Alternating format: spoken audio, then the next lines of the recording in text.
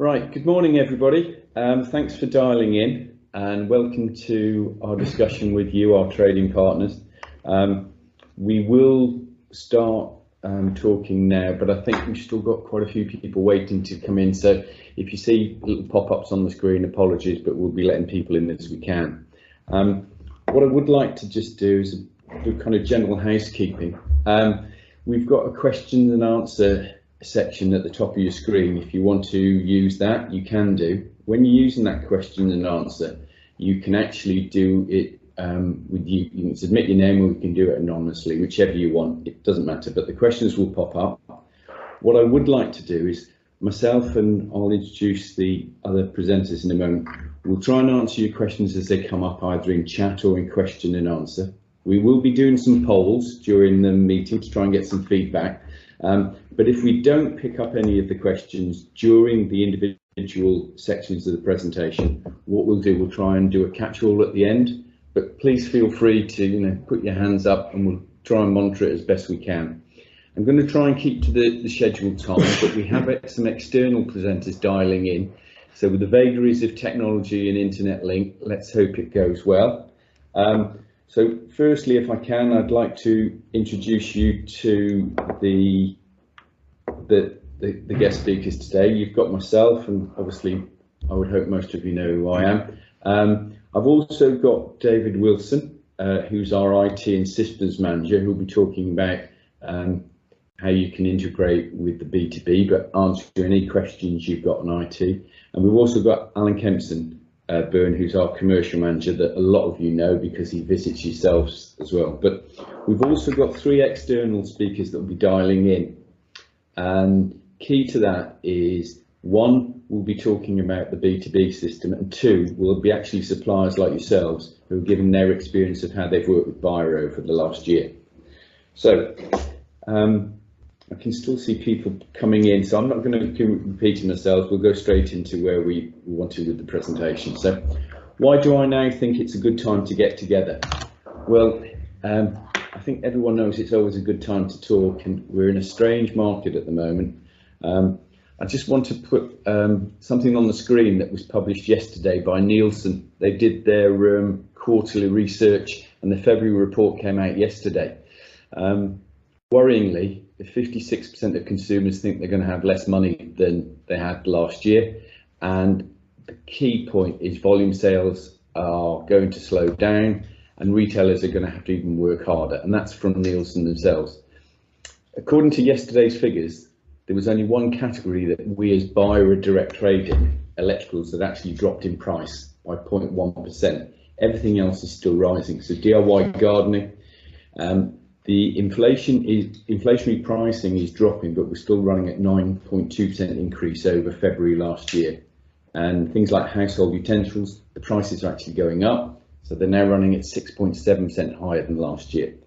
So I think the key thing for me is that total retail inflation rose at 5.3% last year in our sector, non-food. Thankfully, none of us are in the food business. Food inflation rose at 14.5%.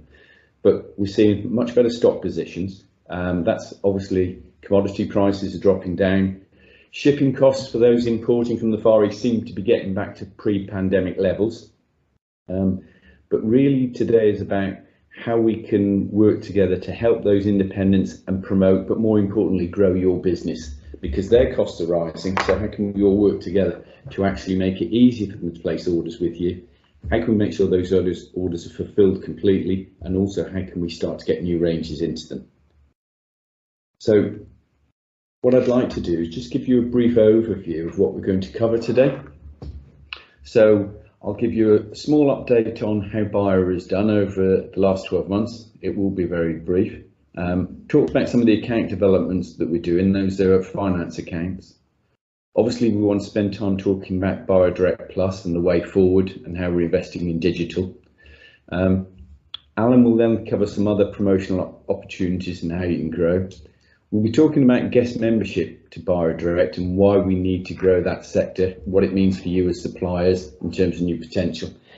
And obviously, it doesn't matter whether you're in cookware or whether you're in DIY. The brand new sentencing legislation was published last week on knives, but it includes all bladed items. So anything with a blade is now covered by it, and it's going to have dramatic implications in terms of how retailers display product.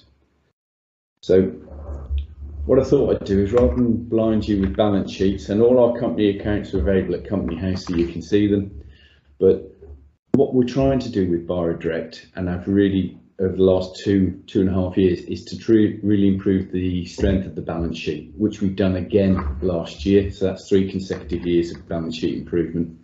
Our cash flow is now considerably stronger, which means that we have no debt in the business, we don't have any bank loans, and that is not just important for Bira, it's important for you because it means our credit ratings are good, but more important than anything else, it means how we can work with our members to give them credit during these really difficult times.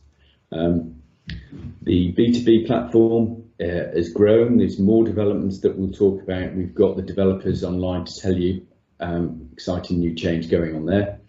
We'll talk about the reach of Bira Direct, because there's some news which we'll talk to you about today in terms of how we'll be growing our users. And then we'll talk briefly about some of the kind of retailer and supplier industry support initiatives that we do that affect suppliers as well as our own retailers. So surprisingly, last year our sales dropped just under 9%. We always knew it would be a difficult year because we had such a strong year in 2021. Our members had probably one of their best years in recent record. But the good news is our EBIT profit was over 300k, and as you know, that all gets paid back into group through dividends.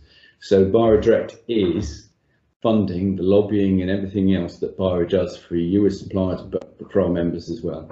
And as I say, we're totally funding our own credit. There is no debt in the business, which is a vast difference than where it was 3 years ago. I think also what the credit agencies like is that our DSO has dropped from 57 days, that's how long it took us to get our money in from our members, to we're under 45 days every month last year.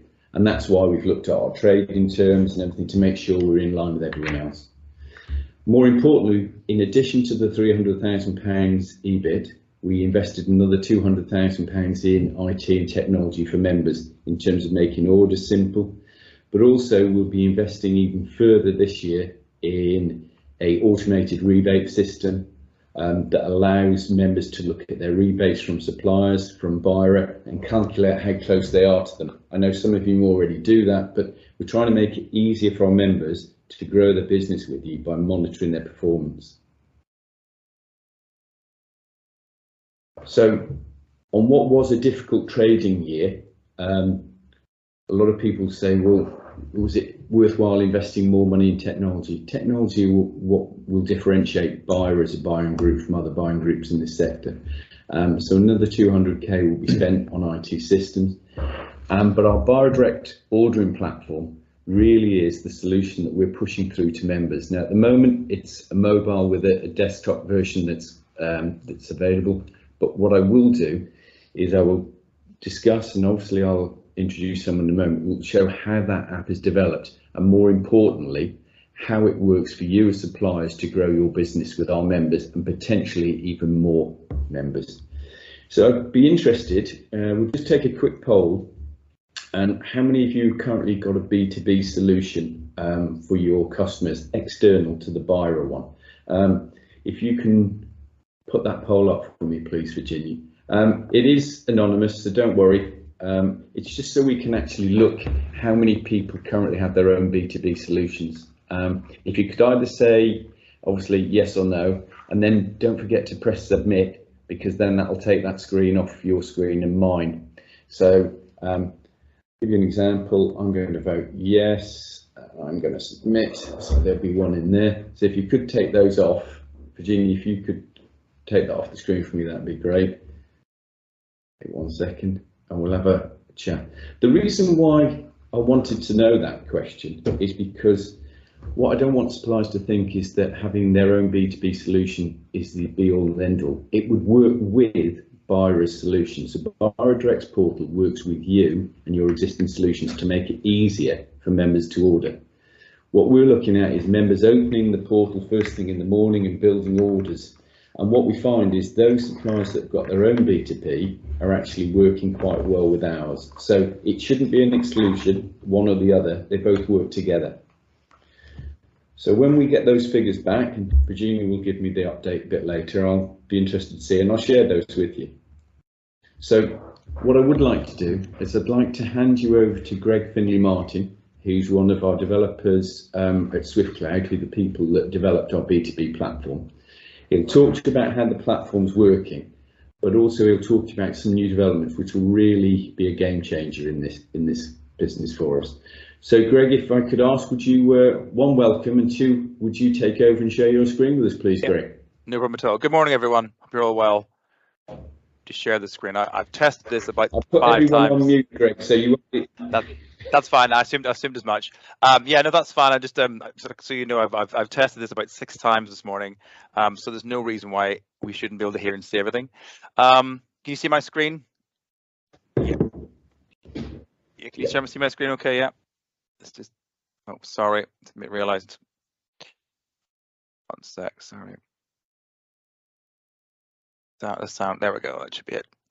Okay, yes, as I just mentioned, we're all there. Great. Yeah, my name's Greg. I'm head of customer success for SwiftCloud for Adventurous. What I'm going to take you through this morning is a bit of a whistle-stop tour, really, of everything that's currently going on with SwiftCloud and how that relates to Bira. There, as Jeff said, there's opportunities for questions later. If you need to have more information, so my details will appear at the end of the presentation. Just so you know, just some general thing. I've got a really quick 1-minute video just to play you on SwiftCloud.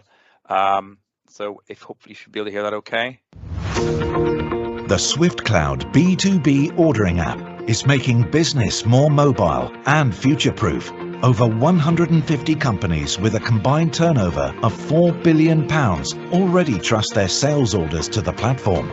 For suppliers, it's like having a virtual salesperson with your customer, dedicated to increasing sales every day from dawn till dusk. And for customers, it's having access to the supplier that never sleeps. To sign up, we'll first offer you a free consultation to highlight how you can make the most of the platform. It's already designed for custom pricing, repeat ordering, and loves complex ordering in any sector. We've simplified everything so you don't have to. Think of it as a digital catalog in your pocket. One that's easy to update with super rich content like offers and promotions, which are 25% more effective than emails. You can even chat and ask questions. It keeps your brand look and feel consistent and integrates seamlessly with your ERP system. Our teams are on hand every step of the way, from onboarding to ongoing growth. If your dynamic business demands a dynamic ordering system, SwiftCloud is simply a touch away.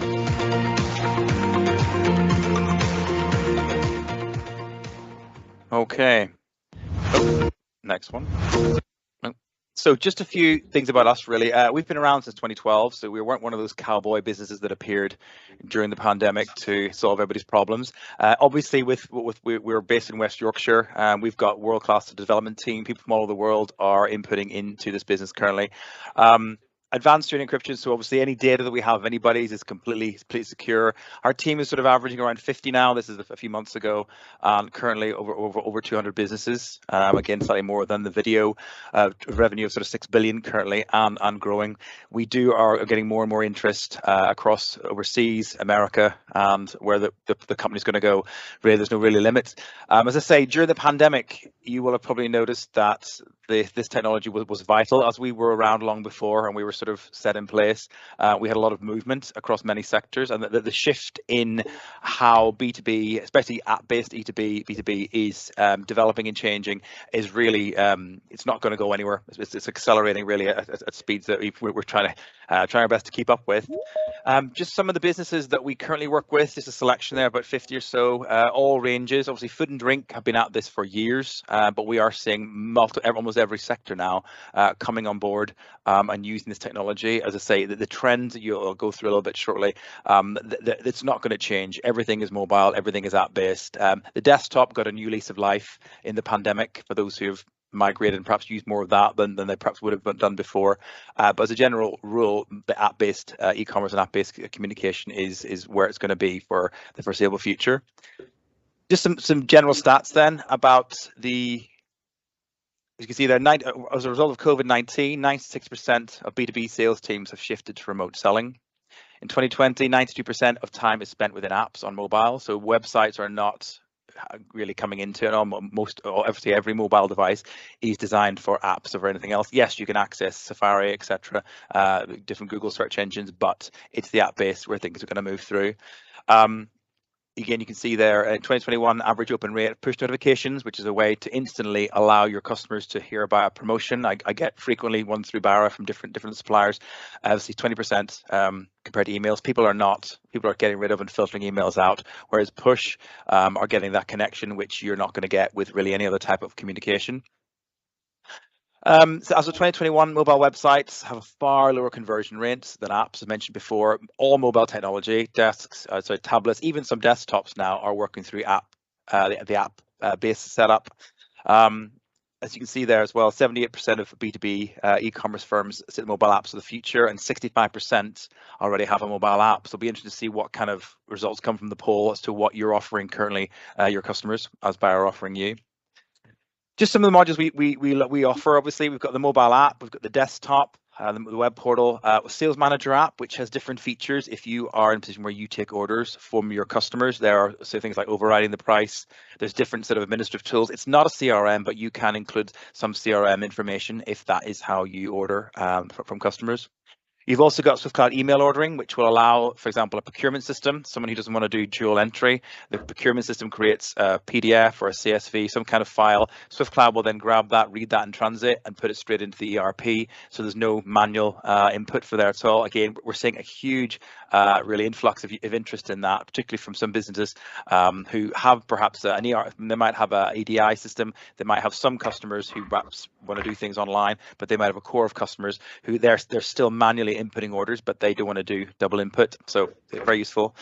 Telesales module, again, it's a much quicker way of inputting the data and information from an account. You can log in, you can see all what they previously order, and you can add it much quicker. B2C portal, so that's if you have customers who perhaps are on a standard price list, they want to come in. They're not necessarily on a B2B, but they want to come and perhaps purchase some of your items at a different sort of price. You can have that access to it as well. Quotation module, we find this a lot more in businesses, perhaps sort of engineering stroke, some household fixtures, fasteners, tools that can be a back and forth sometimes. So we've got a facility in the app now where you can create a quote, have that okayed by the supplier, and then okayed before it goes straight through the order. As I mentioned before, push notifications will straight through 20 times more impacting when updating your customers. Again, we see them flying through the app all the time. Just basic, simple things. Might be a clearance range you want to highlight. Might be Christmas opening hours. It might be, you know, some information on delivery. Anything like that can be fired off to groups of customers, everybody, or perhaps an individual. And then PO authorization, if you have collections of businesses where one person has to sign off on an order, but they're not all those locations, you can set up different users who have to work within certain parameters. If they go outside those parameters, then it has to be authorized by someone else more senior. Just some general Trustpilot quotes there. Again, I'm happy to forward these on to anyone who perhaps would be interested. You can grab one there. We're not going to blow our own trumpet there, but we do have quite a lot of very positive feedback from a lot of our clients. Just some quotes also there from, again, they're all drinks businesses, but I guess, as I say, food and drink have been at this a long time, and they've sort of hammered the technology and stretched it and pushed it really within their sector. So they're very much sort of at the cutting edge of how this revolutionizes a business. Obviously, now we're seeing 20, 30 different sectors now, ranging, as I say, from clothing to tools to, paintball guns. It's universal really in its application.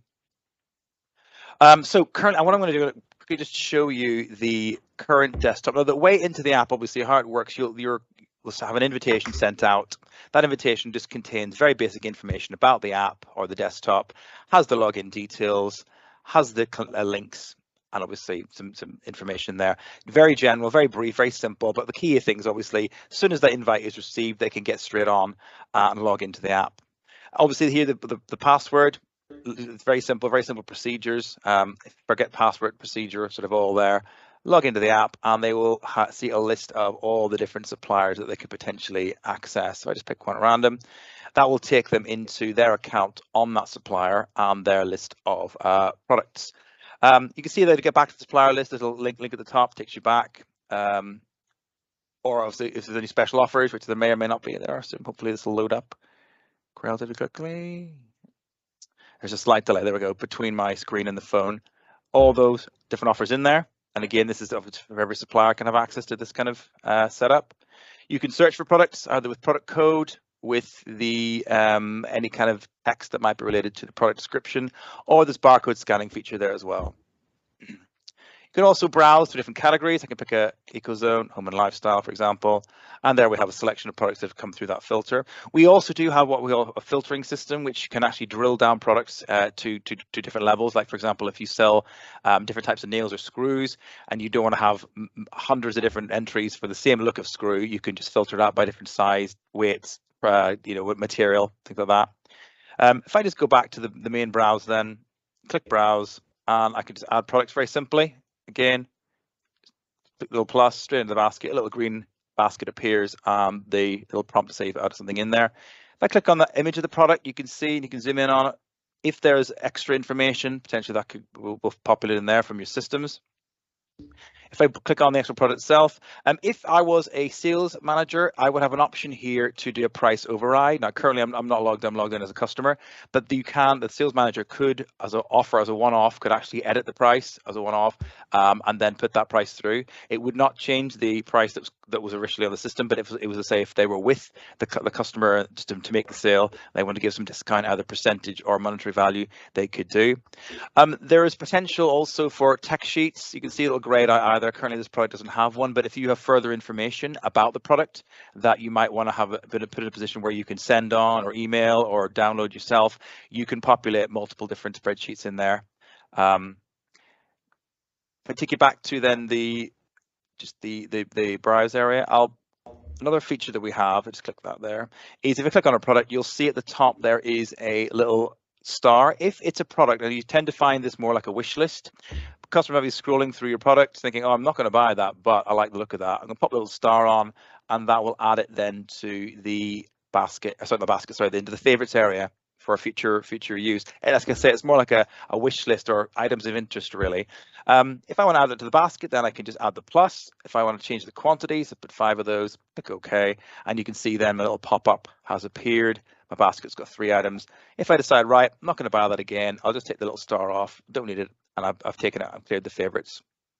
So if I take you then to the basket area, you've got 3 products, and again, if there are different units of measure, you can edit that with this area here. If there's not, then it's obviously set to default. If I want to change the quantities, I can change that very quickly. I can also remove an item. I've decided actually I don't want this item anymore. I'm going to tick that little box in the top corner, and I'm going to clear it. I've got my 2 items. I'm happy with my order, all good to go. I can go to the checkout, and you can see obviously the different information that's there, delivery times, dates, if there's delivery price. You can see where the product is going to. The person's name will appear there who's placing the order, whether it's a sales manager or whether it's a customer. You can see also at the bottom this customer order reference, any information that might be useful you need to pass on, that can be populated in there. Click update, and that will add it in. Once I'm happy with the order, click submit, and that's it, straight off it goes. Okay. If I take you back to the basket screen, then you'll notice that I've got an option here to add to a list. Now, one feature that's really useful in SwiftCloud, particularly if you've got customers who perhaps are a bit resistant to technology, is that you can populate different lists within the app. So in this case, I'm going to create a list, and I'm going to say add a new list. I'm going to say Monday. So this is my Monday list. On a Monday, I'm going to buy these 2 items. If I go into the shopping list area, you can see my Monday list, and I've got those 2 items in there. If I wanted to, for example, let me just clear that basket. I can create, good browse. You see how quick it is, flies through. Famous last words. I'll add this one, and I'll add this one. And again, I'm going to go to my list. I'm going to create a list. I'm going to call it Tuesday. Oh, spell T-U-E-N.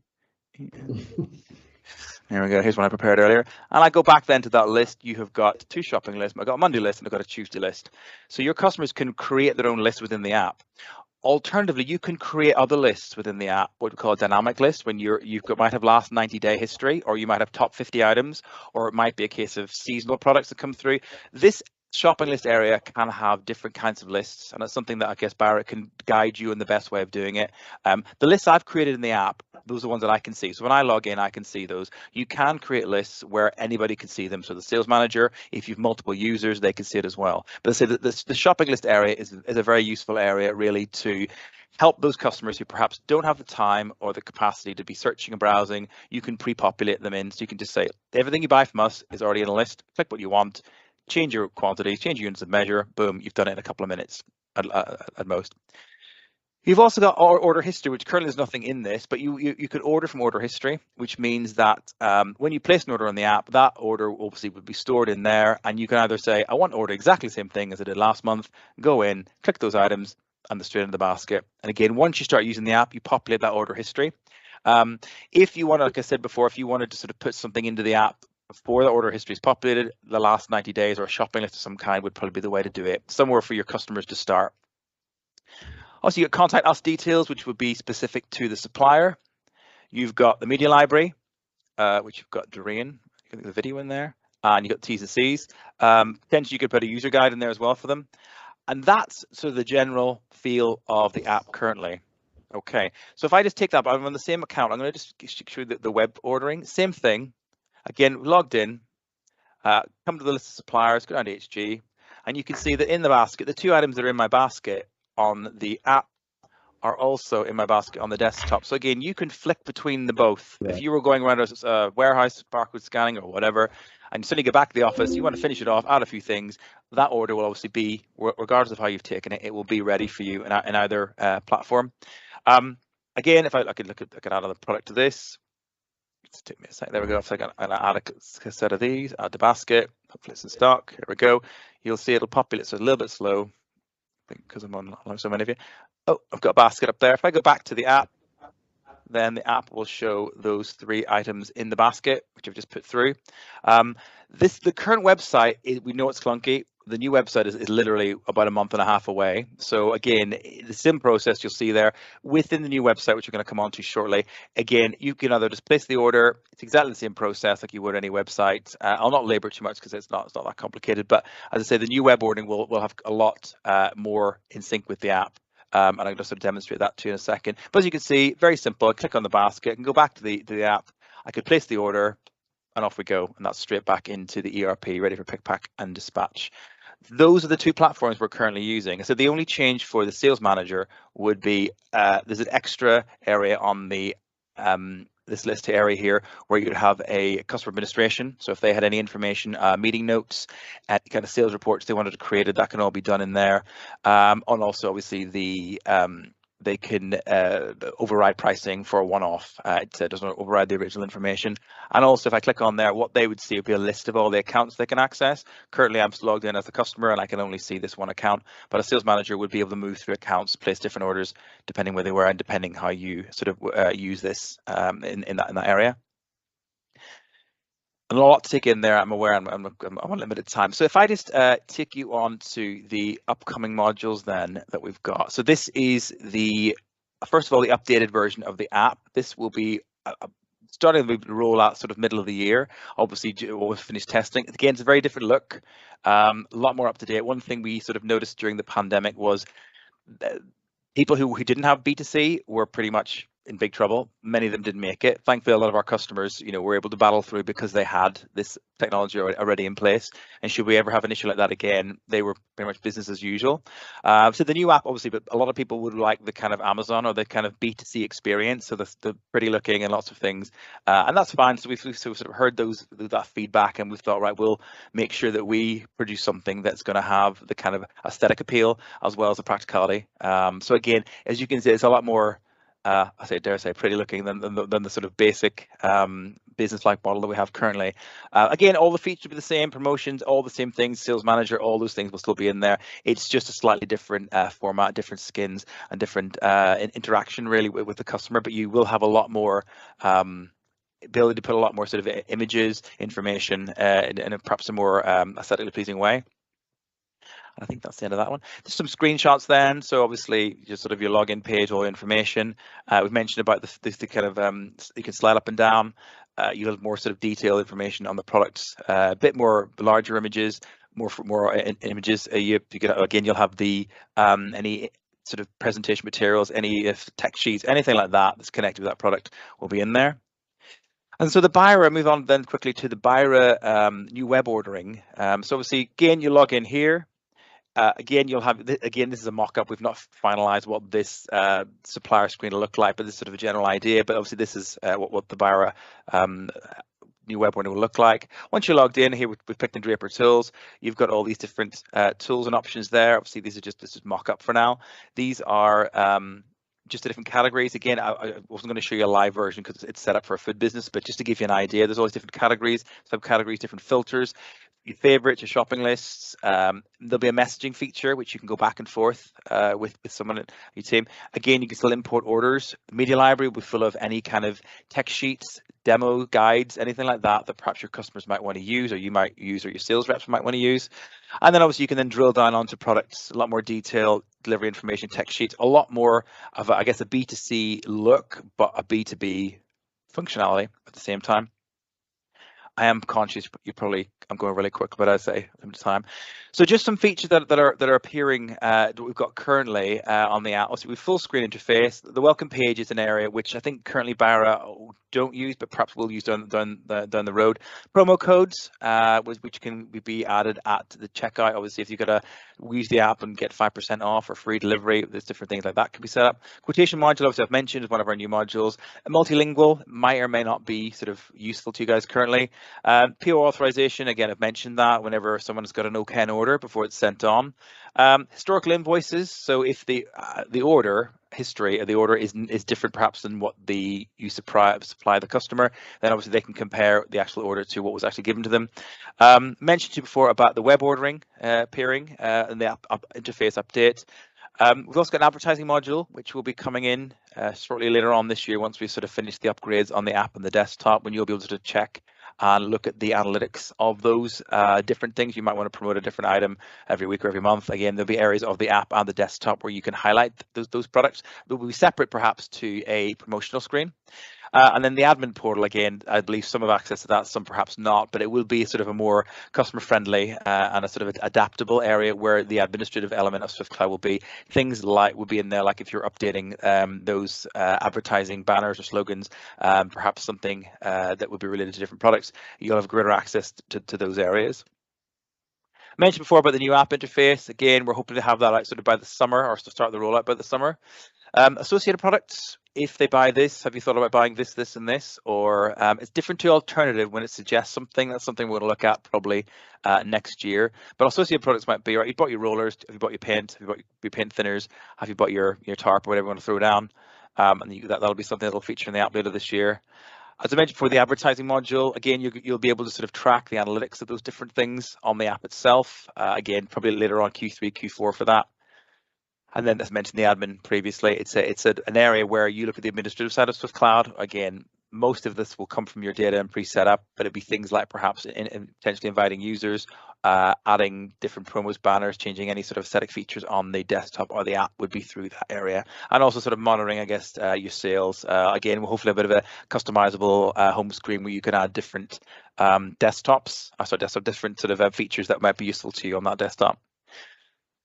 So I have some benefits. Again, this has come from Bira, benefits to yourself. And also I can tell you the benefits of having a B2B offering, particularly in light of the world we live in currently. Particularly, I mean, again, I'm happy to have future conversations with anyone at your end to perhaps have some more specific things about their own business.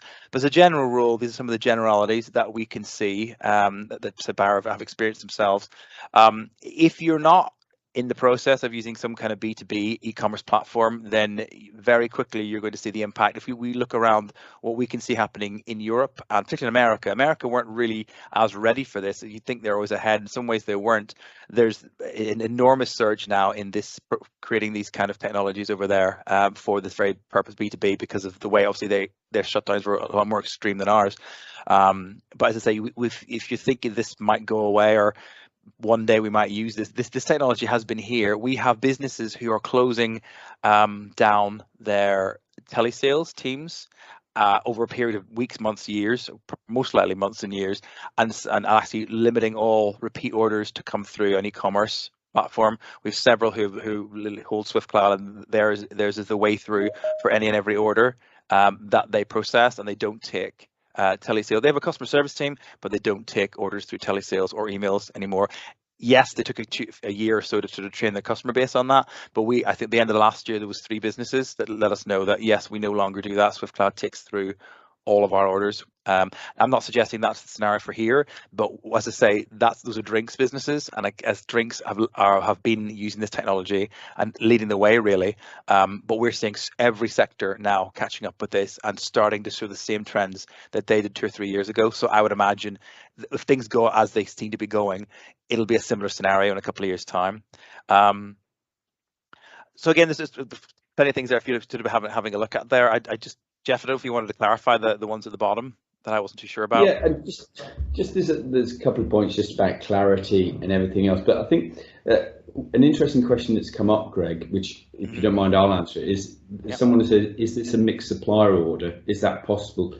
We will not be offering the opportunity to members to swap and compare. So if someone's looking at a paintbrush on Harris, you then don't go to another supplier and look and say which is the cheapest. It isn't a comparative. What you can do is you can build up mixed orders. So for example, you could have the Draper order open, you could have your LG Harris order open, you could have your Stax order open, and you can fill those baskets independently and keep them open at any time. But hopefully I've understood, so they can have multiple baskets, both for multiple suppliers for different shops, but more importantly, it isn't a comparative site. So that's the first one. And the second one was that this, I don't know if you've seen the question answer, Greg, but I'll read out what someone said, is that interestingly, they've said their B2B buyers predominantly use desktop, 85% of them do. So to what extent is SwiftCloud applicable to their industry? So it's anonymous, but they're saying that their industry is more desktop used rather than tablet and mobile. Is that historical, or do you think that's moving? Well, it is, and it isn't. It depends on the. I mean, we're in contact with one of the large companies, Fellows, which is a kind of office supply company, and logically, unfortunately, can you hear me? Okay. Hello, can you hear me? I can now. You might just need to speak a bit slower, Greg. That's fine. Yeah, we have businesses where that is the case, but it would be at a very, very small percentage. It tends to be the more extreme, like furniture, or something where people are buying perhaps once every 6 months or a year. You don't buy furniture every week. People during the pandemic, people did, but in reality, we've watched in certain businesses that could be the case, or it could be the case that it's how you present it. Like I said, a lot of people who never use any e-commerce pre-pandemic had to make a move. And in their heads, web ordering is more secure than ordering on their phone. Sometimes it's an educational thing. Again, if I knew what kind of business it was, it would be more clear, but I don't necessarily have to know. But if they want to have a future conversation on that, I'd be more than happy to have that. If they are predominantly desktop to desk based, which we do find some cleaning businesses, I've got cleaning businesses where their cleaning products, they're all desk based because they're sort of schools, hospitals, things like that. But then I've got ones who are sort of on portable carts, so it's vital for them. So it depends on the business. And I think for our purposes, we've got two. We've got the mobile app, and we've also got the desktop version. So we'll satisfy both. But talking to members, what they love about the mobile app as opposed to the desktop, and this might come up later, is that the opportunity to scan products with a barcode scanner through the mobile app, if you're using it, and populate your desktop order at the same time. So the two work well in unison. So hopefully that's covered that. Greg, what I was going to do is I think you finished your slide now, haven't you, Greg? Yeah. I was going to put my details up. What I do, if you unshare and let me share, but stay on the line, please. I just want to. So if I go to that one. Just take a second because it's PowerPoint live, so hopefully you'll see it. So I think from my point, Greg, I appreciate that. What I would say is that if you've got any Q&As, Greg can answer them, or myself, and probably even better, David sitting to my left will. But what we really want to try and make people understand is that it really adds value to the members, and we'll talk about what members are saying, but it allows you to complete, it allows our members to complete orders with stock awareness, price awareness, and what we're seeing is it reduces the amount of queries on invoice, because it's an instant sense. When they place that order, they know that stock's there and they know what price it is. So we're really driving that technology forward, and I think you've seen where the desktop version will come. So what I would ask, Greg, is I know it's a long time to have you on, but if you can stay on, and then if you get questions and answers coming through, what we'll do, we'll ask you to come back on, if that's all right, Greg, and answer some of those. Okay. What I thought would be useful is we've got Dexum and another supplier, and Howard, thanks for volunteering. Hopefully your mic will be unmuted in a minute. But what I really want to do is just have some comments from a supplier that's really gone to town with us on the B2B portal. They were one of the first ones that came in, and how they found it, does it help? But rather than say anything from you, Howard, welcome. Can you hear me all right, Howard? All right, you need to take your mute off, I think. There you go. Over to you, Howard. Good morning, everybody. Just for those of you who don't know who we are, we're a long established Bira supplier, but in the housewares and gift product areas. And we do believe passionately in the independent retailer and are always looking ways to support this sector. We were very interested in the portal at the beginning because, you know, like a lot of people, Bira members can place orders with us through the salesperson, electronically by EDI. They can use email. We have our own B2B portal on the website. We get telephone orders. We even still get some orders by mail, and the odd even carbonated copy order still comes through. But we'll take an order however anybody wants to send it. But everybody's systems, whether it's our web ordering system or other people's, are all slightly different. So we thought that if Bira members had one that was consistent for all suppliers, then they'd get completely familiar with it and be a lot more relaxed using it. And then hopefully the Bira members would be so relaxed using it, they would choose Dexum and other suppliers on the portal and give them priority over non-Bira suppliers who obviously wouldn't have the app. The advantages we feel are, as just mentioned, it makes it easier for Bira members to order as they're very familiar with the portal and because they're using it every day. And because it integrates with our system, the order comes straight onto our system, which improves efficiency and accuracy as there's less human error involved. Bira members can see real-time stock availability and pricing, so they know exactly, you know, as they build an order, they know exactly the value of it, etc. And whether they do it hour by hour or day by day, etc. And as soon as they reach carriage paid, they can just confirm the order and we'll be delivering it in sort of 24, 48 hours. Our sales team can build suggested orders for people, which they can then simply approve, or if they want to adjust it before they send it in, that's no problem. It's another way of getting new lines and promotional offers and things in front of members. You know, we all do emails, we all do advertising, etc. But this is just another platform that helps. It's quite useful if a Dexum salesperson is reviewing a range or reviewing something with a member, then if they're both using the app, they know they're seeing exactly the same information. So there's no confusion about which stainless steel bowl you're talking about or similar. And today there's a lot of work to do still.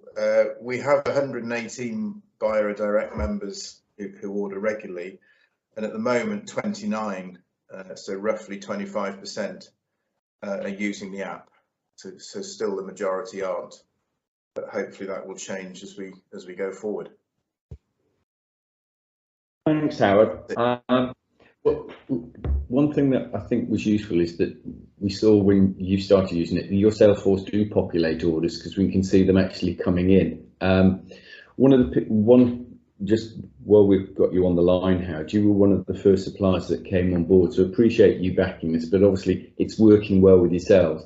The other thing is that what we've noticed is when you go to exhibitions, you can use it, and I think in terms of putting preloading orders for exhibitions for people that come in. The other thing for me is that it's the real use of push notifications, because I noticed you said you use emails, and what we're seeing is that we get quite a lot of bounce back rate on emails, and we're talking to people who are our members, and push notifications I think is the way forward, and we can do those for you. And I know Greg kind of hinted at it, but the push notifications, to make sure we do them properly, we would do them for you on the portal, but it would come from Dexam, but we would release it.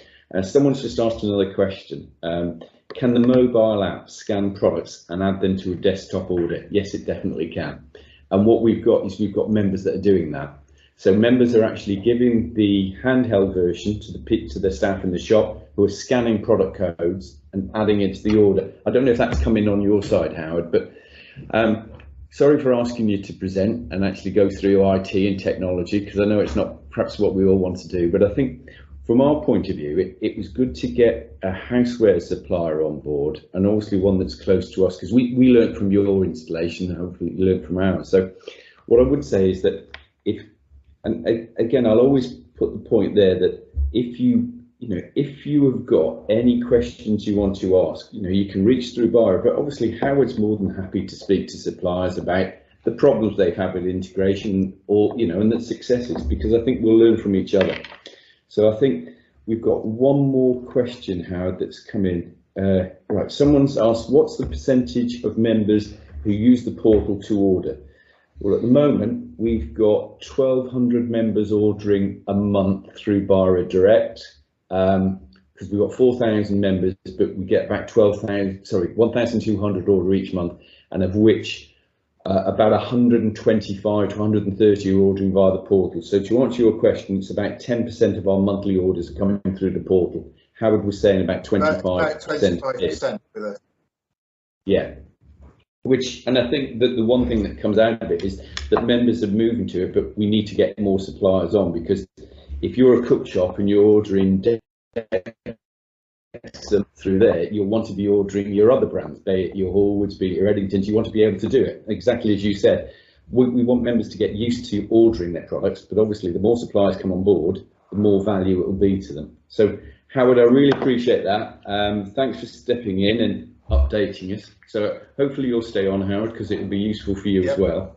But as I say, if you've got any questions, put them on the Q&A or even on the chat. I'm trying to do all of them at the moment. They're coming in at the moment. But what I'll do is, right, we've got Robert Naylor's just come on. So can Bira or SwiftCloud produce an information sheet that us as suppliers can carry to help push the app? Yeah, well, you're absolutely right. What we've done is we've spent quite a few months developing it, and I think we've learned from Dexam as well how they can populate orders. What we're trying to do, and David might cover this in his area, we're going to do lots more mini videos about how you can use the app, how you can promote it, how your sales force can use it, because I think that's where we need to get to the next stage. So Howard, thank you for that. I'll take you off the widescreen, so for those people that will move on to the next. What I'd like to do is, we've talked about kind of a cookware supplier and an installation. What I'd like to do now is I'd like to invite an area sales manager from LG Harris, or Orkla as they're now known, and talk how Ashley, who works on the road as well as seeing key accounts, what it does for Harris to come on board. So I will answer questions as they come through, but I'm going to give Ashley a chance to do his presentation. Again, there'll be questions. Ashley, can I ask you to share your screen, please? Is that okay? Yeah, certainly. Thanks, Ashley. There we go, PowerPoint live, so give it a second to kick in, and there we go, you should have it now. Yeah, all clear, Jeff? Yeah, that's perfect, thanks Ashley. I'm going to switch my mic off so I can't interrupt you. There we go, no worries, or feel free to if you want to. So yeah, as Jeff said, name's Ashley Roper. I'm an area sales manager for Orkla House Care UK. which actually some of you might not know by kind of name. So kind of introduce you to our leading brands. They are Harris and Hamilton for the trade. We're manufacturers of brushes, roller sets and sundries for painting and decorating. Now our customer base goes from merchants, wholesale, retailers and hardware, and that's where our connection with Bira kicks in. So that's why when we first heard about the app, Bira Direct Plus, that's where it was of interest to get in front of those particular customers. Now what I'm going to do is take you kind of straight to how we launched onto the app in September 2022. So on the screen, and that first screenshot at the top is actually the push notification that I received when our launch promotion went live. So you've obviously heard a little bit about push notifications, and that's what we really appreciated right at the start to get in front of the members. Now to bring you right up to date and to give you some data, in 2023, January to mid-Feb, we're seeing our average transaction value is 4% up on what we did with the members last year. And also if we look at the turnover, January to mid-Feb versus that September to December period, we've done 64% of what we did in that period in much shorter time already. So we're starting to see that growth. So it's justified the interest we had already commercially. Now, to give you a little bit of a snapshot from maybe where Greg went, but show you what the members can see and why we believe we get a benefit from it, is obviously linking through. It for us gives us a shop window, gives us an additional sales channel to be right in front of the members. And that was a big point for us, was to actually have access to this membership base so that we could target them like with those push notifications. And actually it was a fairly easy kind of integration between us and Swift Cloud. It allowed us to kind of put our full product range up in front of the customers, and actually when they order, it helps streamline that up because the order goes straight through to our dispatch, kind of missing some manual steps from other ordering methods. So a nice place to be. Now, for the members that are using it, they might see a screen kind of like this. For this screenshot, it was taken from the actual website side of things. So that membership can go in, and for us, the side on the left where they've got the ability to filter, knowing we've got our full range up there allows them to search for different products. Now, our products have a pretty broad reach, so for those members, they can find products that are maybe new and different to what they already have. So we've seen them expanding and bringing in new listings to increase their range, increasing their sales, and obviously, as you've seen with our ATV, increasing our sales as well. Another side as well for their decision making is when you see the product into the middle and the right, they've got a nice clear image, they've got the product description, and they've got the product information. So again, for the members, it's a really nice, clear, easy way to make a decision on what to buy and add it into their basket and obviously build their order up.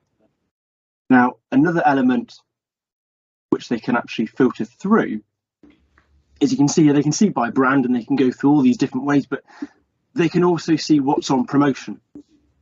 So if there's trends that they're aware of, seasonalities, bank holidays, they can look and see if there's anything relevant for them to again try and grow their sales volume, again impacting our volume. And that's an element that again links back to that push notification. So it's that full circle that they can go in, see it, and we can actually communicate it out to them before they've seen it. So it links it up nicely for us to generate more sales. And I suppose this is something that's already been touched on a little bit. And for us, to give you context, we have our sales office, we have our sales team on the road, but we are seeing such a greater kind of interest in that adoption of using digital ways to order. So for us, being part of the Bira Direct Plus made sense and actually goes alongside very nicely with our own portal. Now, we're seeing that when it's online with an easy interface, that's where they can really get to use it, find the product, find what they want to add in, as I said, grow their ranges. It seems to be very time efficient for them, whether they're building an order through the day, doing it at the weekend, doing it in evenings as these members, kind of as these owners of the independent businesses have to. They can do it when they want to, not necessarily when there's a member of a sales team in front of them, because we can't be everywhere at once. So again, that's an advantage of digital. For us, as I said, having the whole product catalogue right in front of people really does help grow in that way. And we're seeing the popularity of the Bira side versus our own, interestingly, being because there are multiple suppliers on Bira. So they can go there to build the orders for many things as they are thinking about ordering. And therefore, it's all very slick and seamless on their invoicing as well, reducing the amount of admin they've got at the back end for them. So it's really interesting to see that take off, really. And yeah, I think as Greg from SwiftCloud said, I'd be surprised if it doesn't grow and grow. I really think it will. It's just going to go further and further. I suppose to touch on in summary, but also some key points from my side, it's looking at that membership base. That was what we were interested from the very start, was accessing them. And a really interesting little stat is that actually since September, without prospecting, we've had 8 new Bira members come to us and start trading with us consistently through the app because they found us. And that's great. The other side is it is 24/7. It is always online, as I've said, and that's helped the members to browse and purchase whenever they need, which has helped us to grow the ATV. Now, the new side, this has also been touched on interestingly. When you upload prices, now we all know there's been quite a few price changes over the last few years. The prices are live when they're live. So it reduces the invoice issues because they're right there. It means for any promotion, it's really easy because once you've decided to have that promotion, you can run it. And also, if you've got new ranges, seasonal, it can be there straight away when you want it to. So that really helps in that way. And then for us, really, it's knowing the data. It's knowing how many new members, it's knowing the ATV and the turnover. And that small little snapshot of sales reporting is so small compared to the vast number of reports that we actually have in the back office of SwiftCloud. So yeah, hopefully that gives you a little bit of information how we've used the app and what we benefit from it. So yeah, thank you very much. And I suppose if there's any questions, feel free and hopefully I'll try and answer them. Thanks very much, Ashley. If you can just unshare for now, and then I'll put a whole slide up, but that's brilliant. I'll just share back myself now, and I think if I go to... Yeah, stop presenting, done. Thank you. Ashley, I really appreciate that. You've covered quite a few points and things that people are asking as well. Just the point from myself is that what really came over it is that you've got a really good B2B platform in Independent Street, and we've seen members using it. And what this just proves is even though you've got your own successful B2B, the two work. In fact, the integration was easier because you've got it in actual fact. So it works really well for us. And I think the point you mentioned is that we're seeing members have the portal open and building orders from different suppliers. And that's where I think the clever part is that because rather than having to swap through 12 or 15 different portals and websites to build a day's order, they're keeping them open all the while. So thanks for that. What I would say is if anyone's got any questions for Ashley in particular, please ask. There's some questions coming. I think they could be quite general ones, but so just commented on the out of hours orders that members are placing. We're up to about 16% that are placed out of hours as it stands, between the 9 and 5 typical retail times. Yeah, and I think that the other good thing is the back end of the portal. You mentioned data, and data is really important. So we can get reports which we'll share with every supplier that says when members are ordering their products, is it out of hours? What are they? We can actually see where they're moving around the portal. We can see what they spend by individual supplier, what days they're ordering, and it starts to give us data that we can start to say, well, if they're placing their orders at 7 o'clock at night, Ashley, then the next time we do an LG Harris push, let's do it while they're putting their orders together, so it's straight in front of them. So we start to be really clever with the data. But we also see members placing orders on a Monday as a regular thing. So they stock up during the week, sell the stuff over the weekend, and then replenish their orders on a Monday. One of the questions here, and I'll answer it if I may, I think it was directed generally, it's just that can individual sales managers complete and make orders for retailers? Yeah, they definitely can. There's an option for you to do that. But the order then has to be approved by the individual member, Dave, doesn't it? The member gets an email with the order on at the end of it, so they can then dispute if they wanted to or disagree with it. So, and that's a real plus point. So Ashley, from my own point of view, some questions, really appreciate that. Thanks for taking the time. And obviously, because a lot of your time you're out on the road, but you're actually seeing it and using it. So it's really good to get some benefit for someone that understands it. I really appreciate that. I'm going to take control back of the screen if that's all right, Ashley, but please stay on, because what we'll do, I think we've got, there are some more coming in, but I'm struggling to answer all these questions. There's a general rule. Where's this one? How long has the app been running?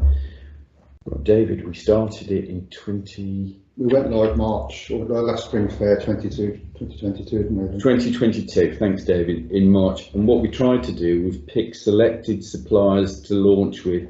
And just as a matter of interest, people haven't asked, there's 10 suppliers that are live on it now. There's 5 in the pipeline that will come on in the next couple of weeks, hopefully, rather than months. But currently, those 10 that are live would represent, if all your nearly 35% of our entire turnover. So what we've done is we tried to tackle certain suppliers. The key point for acceptance for our members is getting more suppliers on there. And we can talk about that, you know, either online or offline. But from my own point of view, is unlike other associations, we don't see it as a money-making industry. It's a one-off cost for integration, and that's it. There's no more charges each year. So any build or anything like we're launching the desktop, that's all included. And I think I really appreciate Orca for being one of the first to come on board, Ashley. So much appreciated. Sorry, was there 2 questions coming there? I haven't picked those up. All right, sorry. Let me just have a look at this. Can orders be placed on the portal if they're sent by email to supplier's office if they don't have another way to receive them? Well, if you could send an email to a supplier's office, but the chances are he could put it on the portal in the office, or he would just action that as a normal order, one would think. So probably not.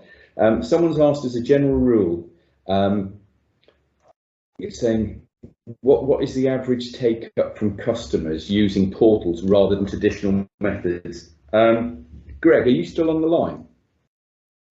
I am indeed, yep. Yeah, I think the question is probably you're more skilled at answering that. They're saying, what, in terms of the business world, what percentage of businesses are now using portals? I think you put it on your slide, but I don't want to say 85%, but yeah, I think it was closer to 80% actually. I think it depends what we have seen. If you're in the food and drink, which I don't think anybody is in this group, almost every food and drink business that we come across, they literally will function this way in the next 5 years, everybody, because you won't survive if you don't. Other sectors that are coming in, I guess things like home care, furniture, housing products, we've seen a massive shift in the last 6 months to more of an appetite on that. We're getting a lot more interest from the non-food and drinks because I say they've been at it for 5, 6, 7 years. So the trend would be, I mean, to say more and more people, if you don't have some kind of e-commerce, some kind of particularly mobile e-commerce, in the next 2 or 3 years, you're going to struggle. More observation. Yeah. We're seeing it. It's not just UK, it's Europe, it's America particularly. They're totally revamping how they're doing it. I mean, they've had elements of this kind of product. There's nothing quite the same as SwiftCloud over there currently, but you do see the market is starting to get saturated with these businesses creating this way. And also, whatever America does, the rest of the world relatively follows suit. But as I say, depending on the sector, it's like I said, I'm happy to put my details up at some point if anyone has specific questions, because obviously for my role in customer success, we strategize with your business as to how best to relay this information to your customers and how they currently order. There is an education, particularly as new sectors come on. I say we've got a lot of house products sort of come on the last sort of year or so, and that's a different outlook and a different way. Some things are fundamental, some things you have to sort of help them train their customers on the benefits, not just here's a list, how does it benefit me, show them. Once they get on it, they don't come off it. And I think one of the things we'll be doing is more training for individual suppliers for their sale. I know Alan's visited suppliers and trained their sales forces how to do it. One quick question that came on, not so much for you, Greg, because I know how much it costs us. Someone was asking how much is integration. It's quite straightforward. It's the same for every supplier. To put a supplier on the system, it's a discount. We pay 50% and you as a supplier pay 50%. It's £3,000 per integration. We pay 1,500. The supplier pays 1,500, and then what we do is we say if you want to split that 1,500 over 12 months, you can. And it's the same for every installation, no matter how complicated you are. So that's how we do it. I've got one more new post before let's move on, because I'm conscious of your times. The upfront cost, I'd imagine, is a prohibitor to supplier adoption. To drive growth, can borrower costs be reviewed? I think what we said is we're already paying 50% of it. I know other buying groups that don't pay anything and they charge a yearly fee. What we're trying to do, we might try to make it as easily accessible as, and even the idea that pay, you know, 1,500 over 12 months. We will talk to any supplier to see how we can work with you. What I will say, that the integration is not a money-making exercise. It's about giving the best opportunity for our members to get access to your products at the right time with the right price and knowing that the stock's there. So I think, you know, let's just have those conversations and let's see where we can go from there. There's posts coming in all the while. I'm conscious that I just want to give a perfect example of what a member would say. And this is a good supporter of Bira. If you're not dealing with him, you need to get in there. He loves the portal, and as you can see, he places all of his orders on it. For him, it's the best thing that he can see what's in stock, what the prices are. His one request is I'd find it very useful, but I would love to see other suppliers on the tool. Now, my point, what will really be the quantum change is when we get 40 suppliers on there. Integration is not the easiest. Greg, your team work with our IT team. I'd love to say it's 6 weeks, you know, and I've got an IT man that's more commercial than most sitting to the left of me. We would never say 6 weeks, but it depends on the level of data we need from you. But I think from my own point of view, our members are moving towards it. The desktop version will be a game changer, but I still think that the idea that they can scan orders on the mobile app, Greg, and put it onto the desktop is a real kind of winner when you've got people on the shop floor building orders. So I may come back to you with another question in a while, Greg, but I'm just going to move on to some other points, if that's okay. There's questions coming in, and I'm sure one of my colleagues will keep looking at those for me. So what I would like to do is introduce David, who's our IT manager and systems manager, but also the guy that's driven the integration with suppliers. So when Alan meets with suppliers and when I come on board, David then handles that initial discussion to tell you what it is. So David, you've got some kind of hacks, so can I pass over to you? Yeah. It's quite good going at the end of the queue, because Greg has done such a good job in showing people around the app from the front end point of view. My role is to talk to your IT people and get the back end and get the data working as it should for you. So there's 4 key areas. The first one is the data, and believe it or not, Bira were considering doing a B2B app some 15, 16 years ago, and in those days data was very difficult to get a hold of. But even with the introduction of new systems, it's still quite complicated. So the introduction of SwiftCloud has really helped with moving that forward. As Greg said, they've got around 200 customers. They've got plenty of experience, and over the years they've built things such as a Sage app, so that sits on your server and sends data straight to SwiftCloud for them to process.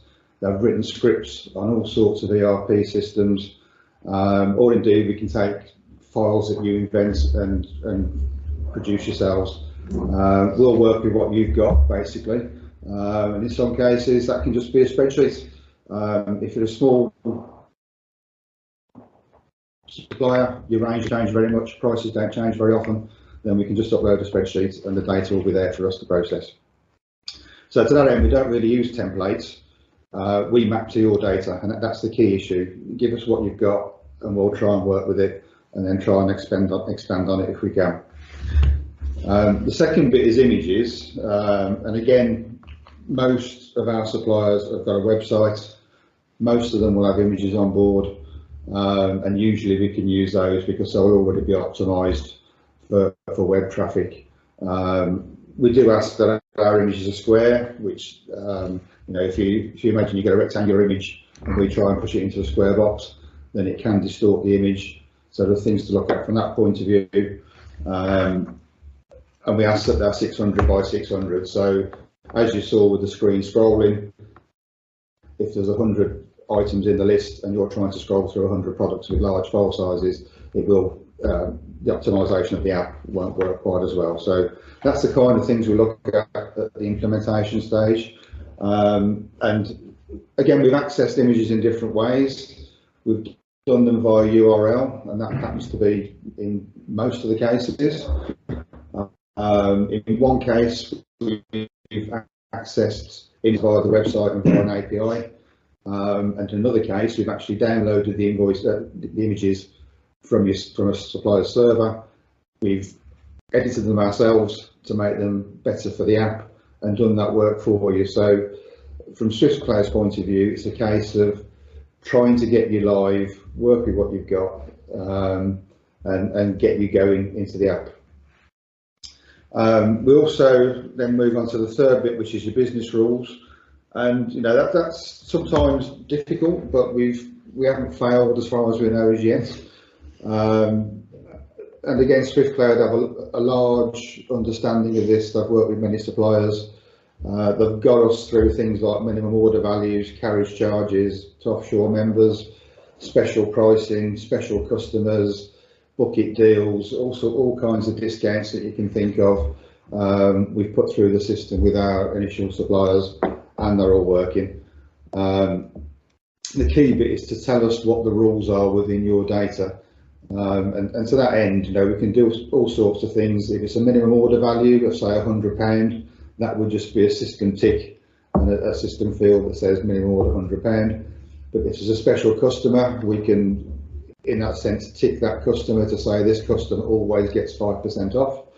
And we can have things like multiple customers having multiple different price lists as well. So you know, it can be members offshore, it can be members in an area, all sorts of things that we can adjust the pricing for. And when that member then logs in, or when the sales manager logs in, when they're talking to that member, they will see the current prices for that member at that time based on the rules that we've set. As an example, one supplier said, well, every customer can have a different price for every product in the range. So if you imagine that multiplying out, they came back to us and said that could be 20 million lines of data. And if you imagine that would be quite difficult to transmit overnight, tying up server time and bandwidth and stuff like that. Talking to SwiftCloud, they gave them some server scripts, and the data is now more manageable and more transmittable. So again, SwiftCloud's expertise will try and get you through the process.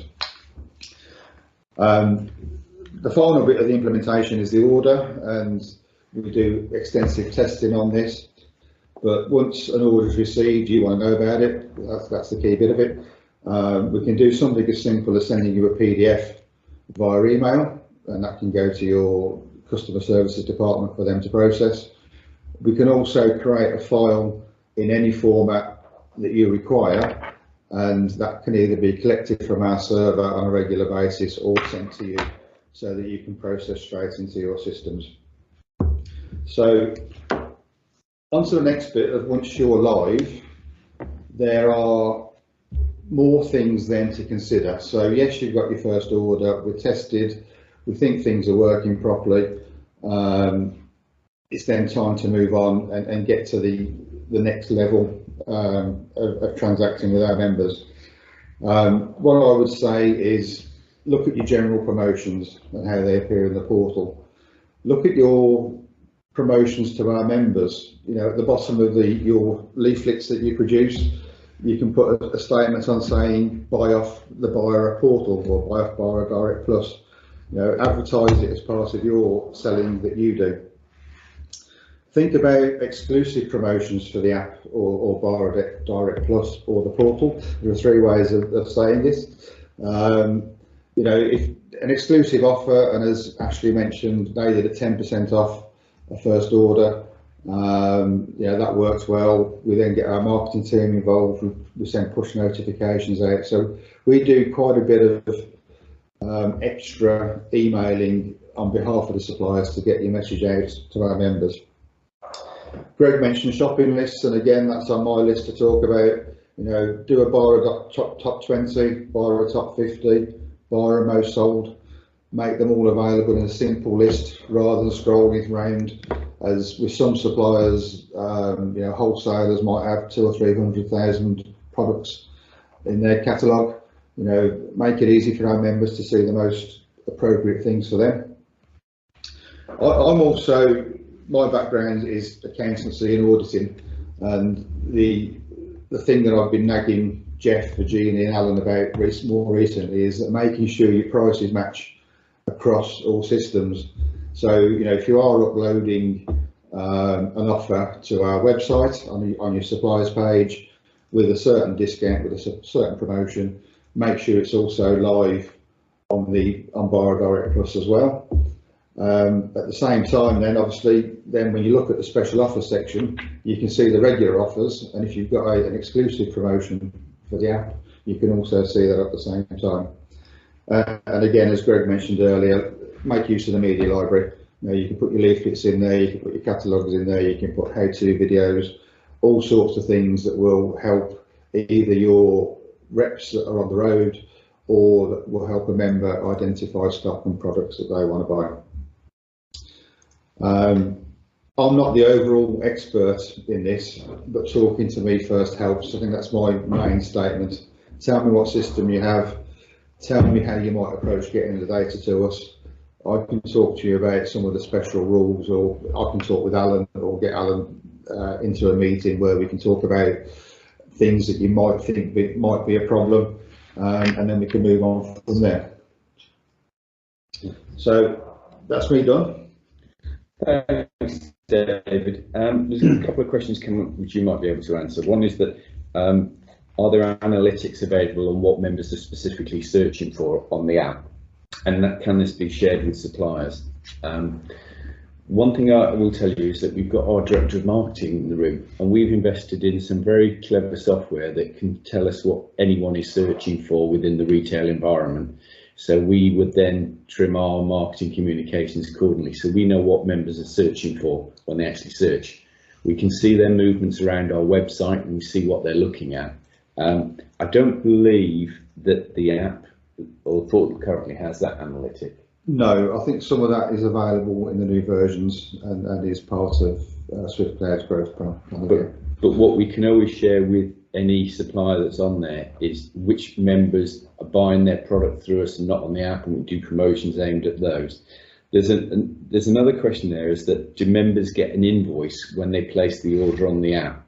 What they get is they get a confirmation, but all our invoicing is electronic. So the moment we do that, we would then put an invoice on the invoice manager, so that the other clever thing is that we see total transparency of the orders. So one thing hasn't been asked is that at the moment, if a member orders, say, £5,000 order, the normal process, your accounts team would ring our accounts team to say, can they get approval for that, because it's over the normal figure.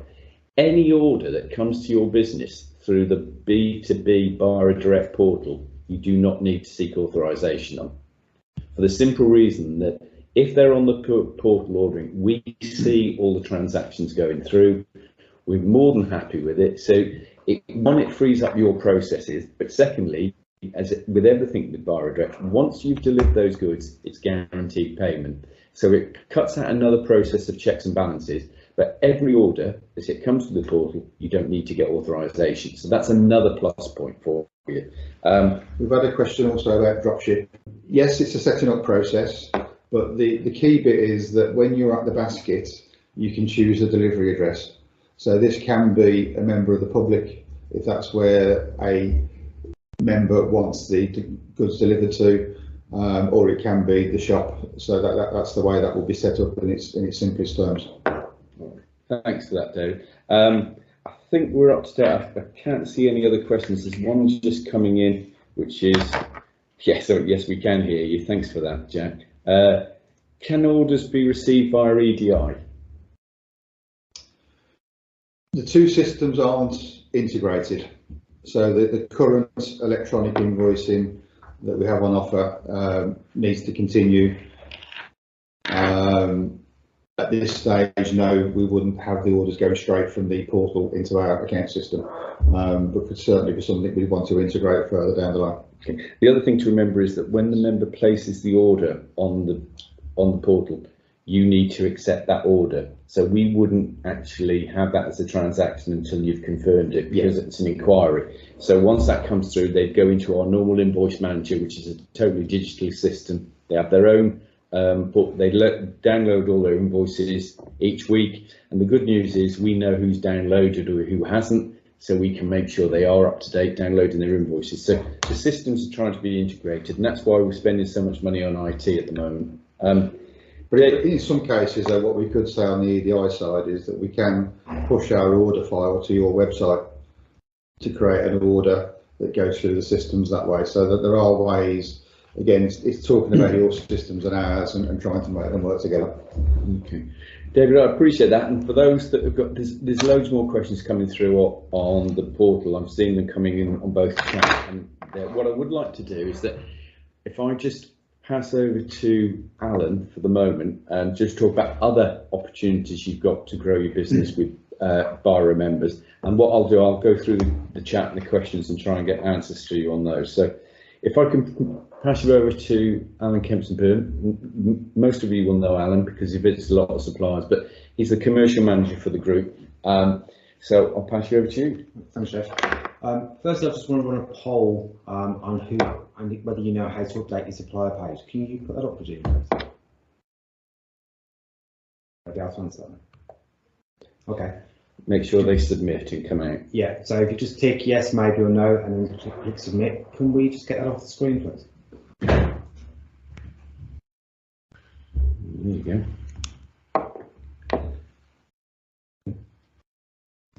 Right, okay, I'm just going to run through a few bits. We'll go back to the poll and see the results of that in a couple of minutes. So, firstly, the supplier pages. Yeah.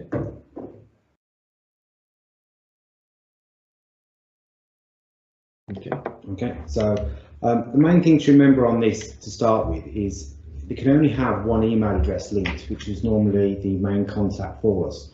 Once you have that registered for the supplier pages, you're free to share that internally, whether it be with your marketing team or whoever needs to have access to that. And it's more about making sure the people that are going to update the page are there visible. You can keep your eye on it, or you can keep it to yourself, whichever way that works for each individual supplier. The suppliers directory is the main point for our members to find new suppliers when they're looking around, or to just get current price lists, current offers, or anything else from existing suppliers they use already.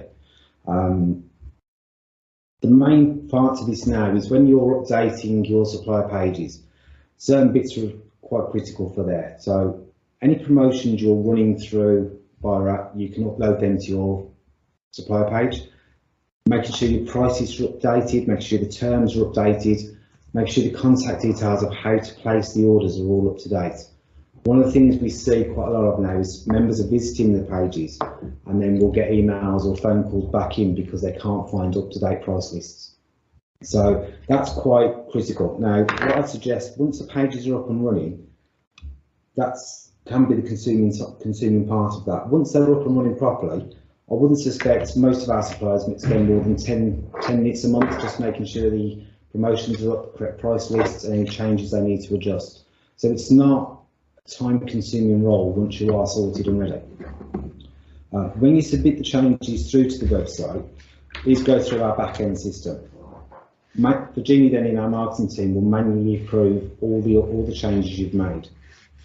So the only thing you can't change without having a conversation with either myself or Jeff first is the terms. Everything else is at your discretion to change and adjust around. Once they go through to Virginia, Virginia will approve them just to make sure everything's okay. Make sure the price list, promotions and the images are all correct and they'll appear correct on the website. Any promotions that are uploaded to there, once Virginia approves them, she will also copy them across the promotions hub, which we'll talk about in a second. So yeah, very simple process, very easy to be done. So you can see on here, updating your suppliers page. If you're not sure your password, Virginia can reset that for you, or you can do that yourself. There is a button on there. I can't quite see it from me, my glasses aren't good enough. There is a button on there where you can actually go in to actually update your price for your login details.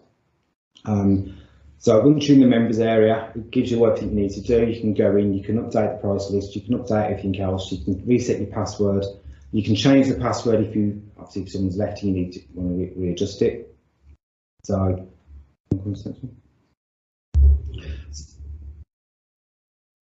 these are the main parts we were talking about earlier. So how to order, how the members actually place an order with yourself, whether that's phone, email, making sure them details are up to date.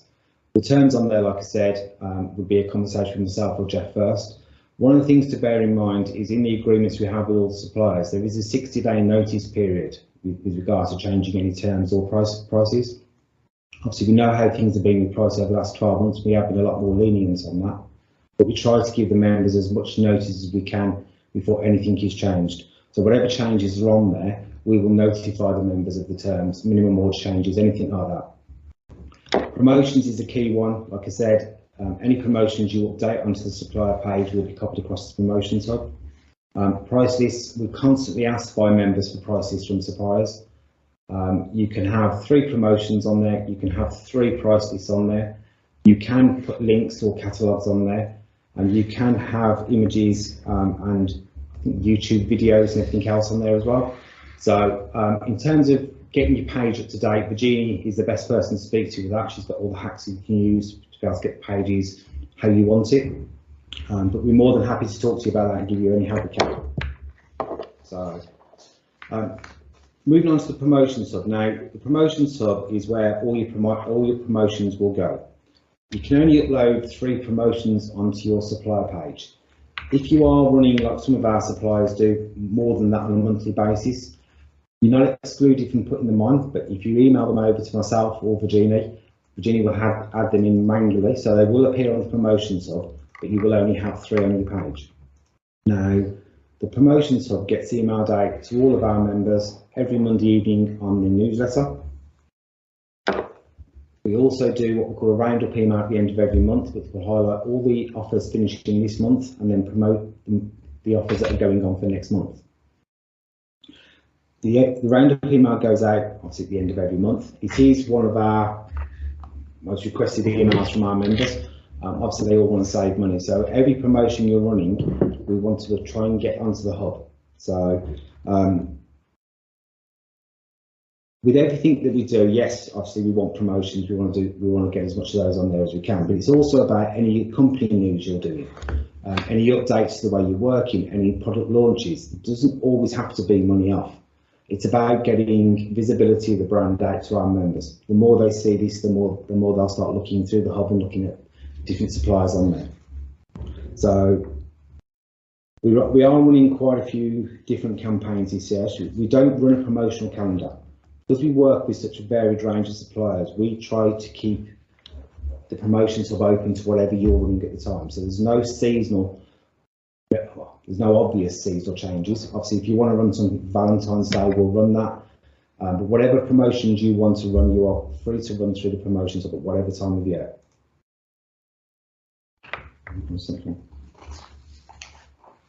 So when we're running the promotions, one of the biggest issues we have on the supplier pages is the end dates promotions. Now, when we put them on, Virginia will put them in. She will put them into date order when they end. So if you're updating your promotions, always try to put either while stocks last or an actual end date, so she knows what she's doing with the dates.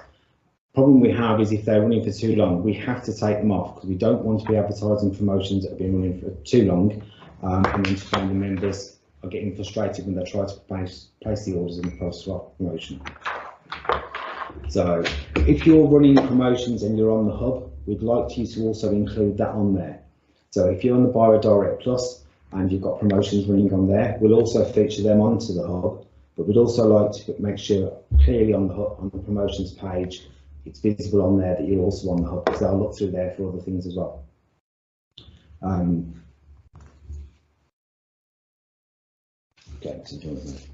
Okay, now every Monday when we do the newsletter, we also run an offer of the week. So when the offers come through, we will look through and we'll pick what we consider to be the best offers to go out to the members. Now, it's done varied by whatever ranges are out there, what we're running. We'll never put 2 competing suppliers on the same offer of the week. So we always try and pick a variance between housewares and DIY. So what will happen then is they'll have their own feature on the newsletter when that goes out on the Monday, and they'll be highlighted. They will also appear in the promotions hub, and they'll also be on the promotions page. Email at the end of the month, every supplier is on there. Now this is where it gets important to update your suppliers, because what we will then do is link them back to your supplier page so they can see how to order, what the terms are, what the minimum orders are. So like I said, it's more important that you get your supplier pages up to date. If anyone doesn't have the login or doesn't know how to do that, if you message us at the end, we can actually help you with that.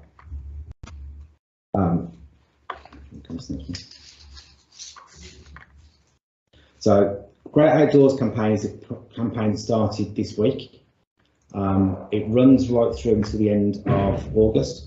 One of the things to bear in mind in this, yes, it's gardening, it's seasonal, but it's not just about working in the garden. It's about leisure, it's about entertainment. So any products you sell that you will deem to be used outside, whether that be a set of ladders or a dinner set, a barbecue, whatever it might be, this campaign will be running different promotions to the public, different promotions to the members. Like I say, it runs right through to the end of August. What I would like to do is see a regular change of promotions on there. I know some suppliers over the years have changed them every 3 to 4 weeks. Some will leave one on for the entire period and put others on as well. Whichever way you want to do that, we will work with that. But this, over the last couple of years, has done exceptionally well for most of our members and the suppliers that have been on board with this. So if you've got anything, we will, I think once a week, Virginia's going to be updating that. So if you can get your information in, normally by the end of the week, she'll be putting them on for the following week. If there's any promotions on there you need to take off or lack of stock or price changes, by all means, just change them on the supplier page or get in touch with Virginia and she'll help you do that. Now, one of the things that we want to start pushing more of this year is your new product launches. We see when we're at trade shows, we see when I'm talking to the suppliers about new launches, we want to try and start doing some features on those as they're coming through. So any information you have on those, speak to Virginia and she can see about putting them onto offers of the week, onto different campaign emails, or onto solus emails as we do in other areas of marketing for you. That's one. Right, you'll have seen the supplier review forms come through. You'll see the first page. The basic gist of the form is every supplier is listed.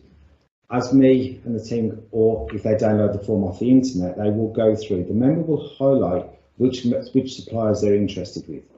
Whether it's to open a new account or whether it's to account they already have with you, they will look to move that across if the members benefit from the terms.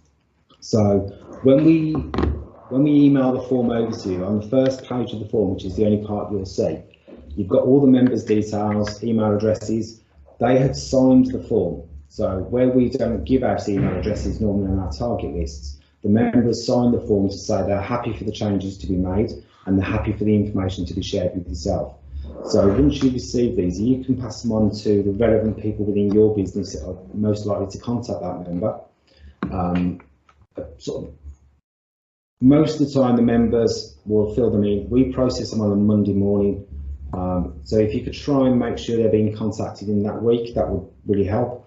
If there's any issues with any of the members on there, come back to me first and we can talk them through. Some of the ones that come in off the internet, we don't always know they're coming in because they're coming electronically, so I don't get to see them. So if there's any of those that come through to yourself and you're not sure who they are, like I say, come back through to us and we can talk them through with you. But the supplier review forms, when we're doing them in the stores, one of the things we're looking for is when we're going in and we've seen ranges from suppliers that are non-buyer suppliers, we're trying to move that business over to our suppliers. So when we've spoken to the member about this, we don't tick these forms, the members are ticking them for us. When we do these, it's all about moving business over to yourselves rather than from a supplier that's outside the group. What we won't do and what we never do is try and move business from one supplier to another if they're buyer suppliers. That's down to the member if they want to choose. We don't promote that at all. Okay, so that's everything for me. Is there any questions? This question has been coming through, but I think we've answered most of the going, and John's doing a good job of doing those, so thanks for that. And I think the one thing that came out of that, and Virginia just sent me the note, interestingly, that on your question, how many know how to update the buyer's guide. 53% said yes they do, 16% said maybe, and 32% said they don't. So from my own point of view, it's quite worrying that a third of our suppliers don't know how to update their pages. And what I would say is, look, it's totally free to access. It's an easy way of communicating. Even if you don't buy into the portal idea, please update your web pages on the Bira Direct website, because that's how our members know what's going on. One of the things I forgot to point out in that, any of the marketing ideas that we've just discussed with you there, there's no additional charges for any of this. Okay, everything you've done is already contained in what you're paying for your supplier directory charges at the beginning of the year. So the more use you make of this, it's down to yourselves. There's no charges for it. For the 32% that said no and the 16% that said maybe, please get in touch and we'll run through it with you.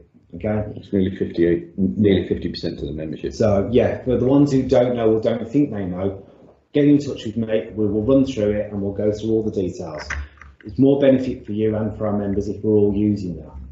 And it's no kind of coincidence that those suppliers that really engage with the Genie on the web updating and are seeing the kind of figures that Orca are talking about, because members are seeing less people knocking on the door, promotion. So how we can kind of communicate them digitally has got to be the way forward.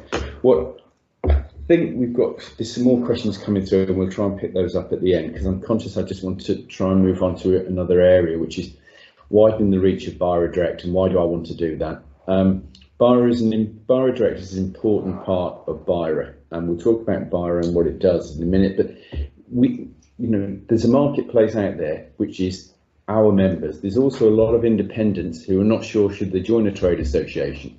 So my point is, by giving further access to independent retailers to use Bira Direct, it's also acting as a funnel to grow Bira itself. And what we've done is we've launched a guest membership whereby retailers have to pay to use Bira Direct.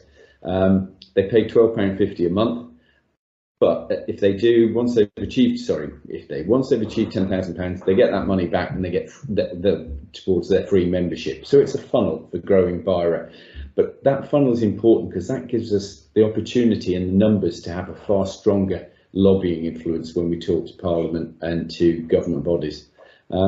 So the other thing that I do want to mention is that Bira, as I mentioned earlier, has now got a very strong balance sheet and very how can I say, the cash flow is in the right direction. We are looking at quite a few acquisitions at the moment. One hopefully will be announced in the next couple of weeks, which is a major acquisition of another trade association, and it will add more Bira users. So we're looking at growing the number of users. Some of them will be people that will buy from your Bira ranges, some of them won't be. But what I am trying to say is that we're looking to grow this business both organically, vertically and horizontally. So that was the key thing about getting the balance sheet right at the beginning. So one thing I do need to give you an update on, and for those that think, oh, I'm not in cookware, the new sentencing laws have just been published, and Bira were the main lobbying agent on the sentencing. BRC, and I sit on the BRC board, with the other trade association that responded to Bira, and BRC put through all the proposals. We've really lobbied on the scale of the fines and also on the culpability to try. The police were definitely going to prosecute, but trading standards have pushed it. The reason why I think it's important to all of you is because every bladed product, and yes, including a butter knife, is now going to be classed as a bladed weapon. And trading standards from the 1st of April are going to upscale their tests. The worrying thing is, if a retailer is caught, even in a test purchase, he will get the full fine, and there are obviously other sentences as well. And I think the reason why I wanted to push that is that everything Bira Direct does, every penny it makes gets reinvested back into Bira and its membership, so that we can lobby for you. I mean, it was a great honour this year that our CEO and myself were invited to Buckingham Palace to bring 50 independent retailers to talk, and they all met. We all met King Charles about the importance of small business and small retailers. Now that kind of lobbying got us there, and that's what's putting you and our members at the forefront. And the new knife sentencing is an exact version of that. So, I mean, just to give people an indication, we've managed to get varying degrees. So, for example, small business now doing less than £200,000 worth of turnover, the fine will kick in at about £6,000, sorry, at about £500 to £3,000. Whereas last year that was £12,500. But the worrying thing is, you go up the scale, it depends on the culpability. So Bira have submitted, if you want to read the 80-page report, we'll put it in. But we are now launching a whole suite of marketing aids and posters that John and Virginia will be producing during the month to get retailers ready, trained for this onslaught of what trading standards is going to do. And they are going to actually target it. Why would they not if they get this money? But whatever business you're in, if you sell anything with a bladed product, whether it's DIY, whether it's cookware, you need to be aware of it. But the reason I push it is that's why Bira Direct and Bira are so symbiotic. Everything we make out of Bira Direct is reinvested back in the business. That's a question on that. Yeah. So does that even include something like a standing knife? Yeah. Every single bladed product? Bladed products, and the trouble is that the test purchase will go up, and by test purchases, in the past, you'd get a warning. Now a test purchase will be treated as an actual sale to an underage. So it's going to affect every business. So it's not saying you can't sell them, but you've got to be age specific. So Bira will step in and put a lot of promotion. So if any suppliers want to get involved in that, please reach out to Virginia, and Virginia will get involved in it. Someone's asked the question if that includes plastic knives. Do you know, we haven't got classification of that because originally it was a metal bladed product, but you know, I will find out for you and we'll find it. I don't know the answer and I don't want to mislead anyone, but we'll find out.